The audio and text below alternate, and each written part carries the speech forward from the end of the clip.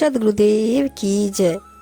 देखी देखिए अचरज हुई, यह पद बूझे बिरला कोई। धरती उल्टी आकाशे जाए, चींटू के मुख हस्ती समाए। बिना पवन सो पर्वत उड़े, जीव जंतु सब वृक्षा चढ़े। सूखे सरवर उठे हिलोड़ा, बिनु जल चकवा कड़त किलोड़ा। अर्थात धरती उलटकर आकाश की ओर चल दी, हाथी चींटी के मुंह में समा गया। पहाड़ बिना हवा के ही उड़ने लगा, सारे जीव जंतु सब वृक्ष पर चढ़ने लगे। सूखे सरोवर में हिलोड़े उठने लगी और चकवा बिना पानी के ही कलोल करने लगा। कबीर ने इस उलटबांसी के माध्यम से किसी योगी की आंतरिक और बाहरी स्थिति का वर्णन किया है। यानी जब संत योगी जागता है तो संसार सोता है, जब संत योगी सोता है तो संसार जागता है।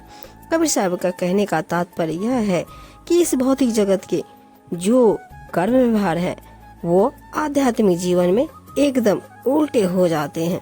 यानी धरती आकाश बन जाती है, हाथी के मुख में चींटी की जगह चींटी के मुख में हाथी चला जाता है।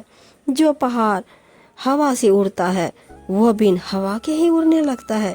जीव जंतु जो भूमि पर विचरण करते हैं वो वृक्षों पर चढ़ने लगते हैं।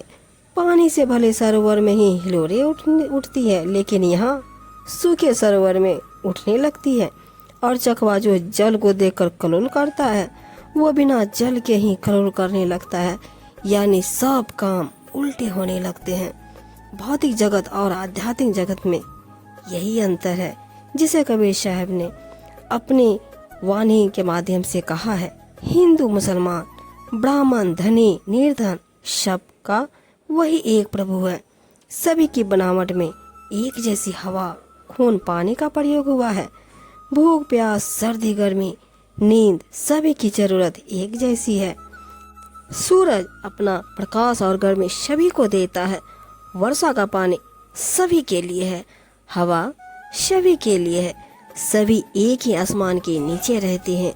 इस तरह जब सभी को बनाने वाला ईश्वर किसी के साथ भेदभाव नहीं करता तो फिर मनुष्य के बीच ऊंच नीच धन निर्धन छुआछूत का भेदभाव क्यों करता है। ऐसे ही कुछ प्रश्न कबीर साहब के मन में उठते थे, जिसके आधार पर उन्होंने मानव मात्र को सही मार्ग पर चलने की प्रेरणा दी। कबीर ने अपने उपदेशों के द्वारा समाज में फैली बुराइयों का कड़ा विरोध किया, एक आदर्श समाज की स्थापना पर बल दिया। कबीर साहब जी आज भी हमारे बीच हैं।